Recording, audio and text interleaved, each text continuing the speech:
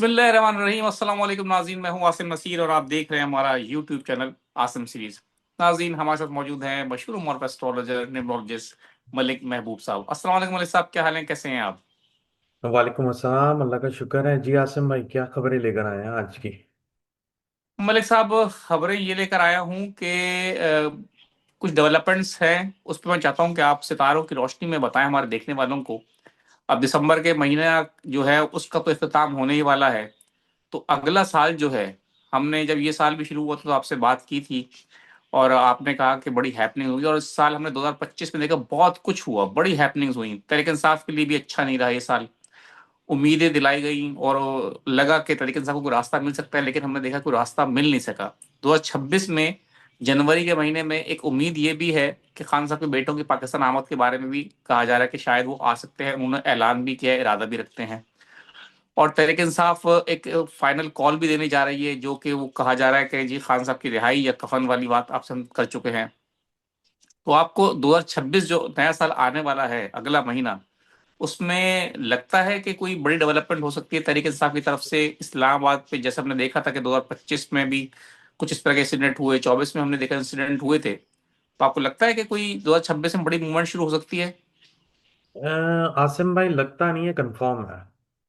Past event देख लिए हैं, एस्ट्रोलॉजिकली एस्पेक्ट्स देख लिए हैं, एस्ट्रोलॉजिकली जो प्लानिटरी पोजीशन है उनको भी देख लिया हुआ है, और उससे ऐसा दिख रहा है कि कोई मूवमेंट नहीं है, कोई बहुत बड़ी मूवमेंट है। और मैं बार बार आपको एक ही बात नहीं दोहराना चाहता हूँ, जो लग रहा है वो ऐसे ही है कि हालात एकदम से तेजी से बदलेंगे, और जितने भी इनके एक्शन हैं हुकूमत के, वो एक बहुत ही खतरनाक तरीके के रिएक्शन में बदलेंगे। तो हुकूमत का ऑलरेडी काउंटडाउन शुरू हो चुका हुआ है, मैंने आपको पहले भी बताया हुआ है। हुकूमत के काउंटडाउन का टाइम जो है 28 नवंबर से स्टार्ट हुआ हुआ है, और ये मोस्ट प्रोबेबली जो है फर्स्ट हाफ, सेकेंड हाफ में जो है आपको इसके रिजल्ट नजर आएंगे। जहां तक आमद का रहा, अल्लाह करे हो जाए। मैंने आपको कल भी बताया है कि खान साहब के बेटे, मुझे बज़ाहिर बड़ा मुश्किल लगता है कि उनकी एंट्री होगी पाकिस्तान में, लेकिन अगर हो गई तो फिर ये तो बहुत बड़ा सरप्राइजिंग इफेक्ट बन जाएगा। लेकिन बज़ाहिर मुझे नहीं लगता कि वो पाकिस्तान में आके अपनी सियासत को इस तरह से कंटिन्यू कर पाएंगे, बहुत मुश्किल लग रहा है। मैं नाउमीदी नहीं दिखा रहा हूँ, लेकिन मुझे जो हालात दिख रहे हैं और जो वाकयात दिख रहे हैं उसके हिसाब से बहुत प्रॉब्लम नजर आ रहा है। तो मुझे नहीं लगता, लेकिन अल्लाह ज्यादा बेहतर जानते हैं। जहां तक बात रही पीटीआई की, पीटीआई तो बहुत बहुत जबरदस्त बाउंस बैक करेगी। एक बात ये भी है कि पीटीआई जो लीड कर रहे हैं, उनकी लीडरशिप से भी ज्यादा अगर इनके पास एक मौका मिल जाए खवातीन को लीड करने का, तो मैं कहता हूं कि इस जैसी कोई बात नहीं होगी सर। ये बात आप याद रखिएगा कि अगर एक एक मौका भी मिल गया खवातीन को, तो वो जो है पूरी पार्टी का नक्शा भी बदल देंगी, और जो पार्टी का मोटिवेशन है, डेडिकेशन है, उसको बहुत ऊपर तक ले जाने में बहुत बड़ा जो बोलते हैं ना, अपना किरदार अदा करेंगे वो। तो सिर्फ जो शॉट चाहिए इनको एक दफा, वो यही है कि किसी भी तरीके इनको एक मौका मिलना चाहिए।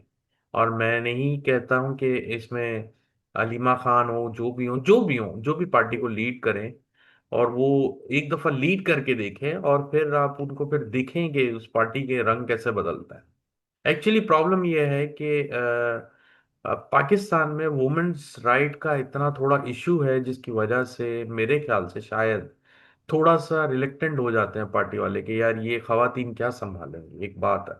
लेकिन मेरे ख्याल से अगर जायचा इस चीज को इंडिकेट कर रहा है, और मैं आपको आपके साथ तकरीबन 1.5 साल से यही बात कर रहा हूँ कि इसको एक मौका दे दे ऐसा कि जो पार्टी को पूरा पलट के रख दे, और जो खान साहब का विजन है वो पूरा करके दिखा दे, तो शायद इसको एक चांस देने में कोई हर्ज नहीं है। खैर, coming back to the point, जो मुझे लग रहा है कि पार्टी, अगर पीटीआई नहीं भी आती सर सड़कों पे, एग्जाम्पल के तौर पर, कोई ना कोई तो आने वाला है। अब ये आप नहीं मुझे पूछिएगा कि कौन आने वाला है, लेकिन बज़ाहिर पीटीआई नजर आ रही है, लेकिन कोई भी आ गया अगर रोड पे, तो वो इतनी आसानी से टलने वाला नहीं है सर।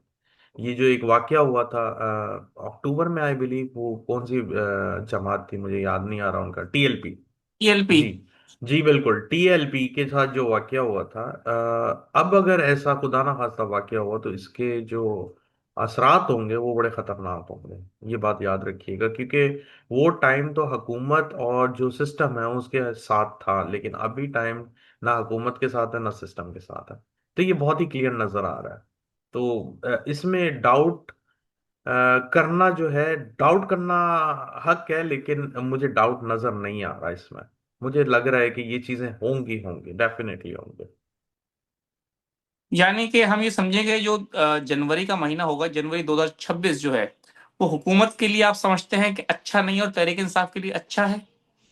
आ, जनवरी 2026 का सेकेंड हाफ, मतलब 15 के बाद ही, मैं आपको पहले से बताता आ रहा हूँ कि 15 के बाद ही मुझे कोई मेजर डेवलपमेंट दिख रही है, उससे पहले नजर नहीं आती।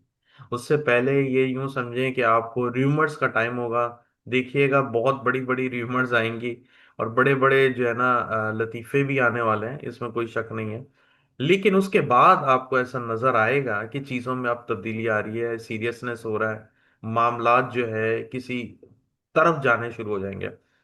आप ये बोल रहे हैं कि इसी महीने डिसाइसिव हो जाए कि हुकूमत ट्रबल में आ गई है, पीटीआई मतलब फ्रंट फुट पे आ जाएगी, ऐसा नहीं होगा। लेकिन मुझे ऐसा लगता है अब हुकूमत अंडर प्रेशर ही रहने वाली है। सिर्फ इस इवेंट से नहीं, आने वाले जितने भी कंटिन्यूस इवेंट बनेंगे वो सब प्रेशर प्रेशर बिल्डअप करेंगे। क्योंकि मैंने आपको बताया है, जुपिटर फॉल बैक में हुआ है और अभी रेट्रोग्रेड है, और ये मार्च तक रेट्रोग्रेड रहेगा। और मार्च तक बहुत कुछ बदल जाएगा, ये बात भी याद रखिएगा। मार्च 2026 तक पाकिस्तान में बहुत कुछ बदलने वाला चलें, चलें मलिक साहब, देखते हैं कि क्या हो सकता है। मैं है। जी। अब यहाँ पर कुछ लोगों के सवालात ले लेता हूँ। जी। हमारी एक बहन है सोबिया, उन्होंने एक सवाल पहले पूछा था तो वो दोबारा उन्होंने उसको रिफ्रेश किया है। 6 हम्म। सितंबर 1983, वो कह रही है मैंने पहले वीजा एक्सटेंशन के लिए अप्लाई किया था, वो रिजेक्ट हुआ, अब फिर अप्लाई किया है, प्लीज बता दें कि मेरे वीजा एक्सटेंड हो जाएगा? ऐसे नहीं पता चलेगा। आप जायचा बनवा के ही पूछ सकती हैं, इसका कोई आइडिया नहीं है, लेकिन नंबर्स आपके बता रहे हैं कि फेवर्स आनी चाहिए आपके साथ। शफकत साहब हैं 15/10/1975, वो कह रहे हैं अपना किचन का बिजनेस करना चाहता हूँ, पहले और काम किया लेकिन नाकामी हुई, अब 2026 में मेरे लिए बिजनेस और फाइनेंशियल कैसा रहेगा? अच्छा है, अच्छा टाइम है आपके लिए। न्यू बिगनिंग्स नजर आती हैं, लेकिन अक्टूबर के बाद। बिल्कुल ठीक है। मेरा नाम मोहम्मद इसरार है, जॉबलेस हूँ, क्राइसिस चल रहा है, 25/4/1985, हालात कब तक ठीक होंगे? आप बाहर जाने की तैयारी करें सर। आप बाहर जाएंगे, आपके हालात बिल्कुल सही हो जाएंगे, या एटलीस्ट अपना शहर बदलें। जफर इकबाल साहब हैं 13/11/1967, living in UAE, currently working in a company since 2007, should I switch my company? नहीं, अभी नहीं करें। आपको एक मौका मिलेगा 27 के एंड में, तब करिएगा। अक्सा नाम है, घर में आमना बोलते हैं, तारीख पैदाइश 20/11/2004 है, ACCA कर रही हैं गालबन वो, तो पूछ रही मेरा करियर कैसा रहेगा? जबरदस्त है, शी इज अ लीडर, बहुत जबरदस्त है। शमशाद अली, शमशाद अली साहब हैं 1/1/1987, वो फ्यूचर के हवाले से जानना चाहते हैं।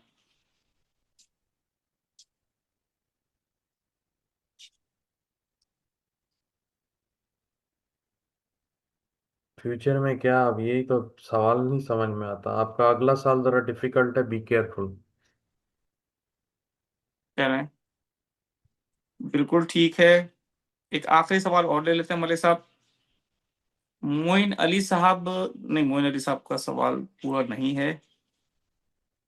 27/12/1994, फैजान अली है, जॉबलेस हो चुके हैं, फाइनेंशियल क्राइसिस है, हम्म। और इसके अलावा उनको थोड़ी से सेहत के हवाले से भी मसाइल हैं।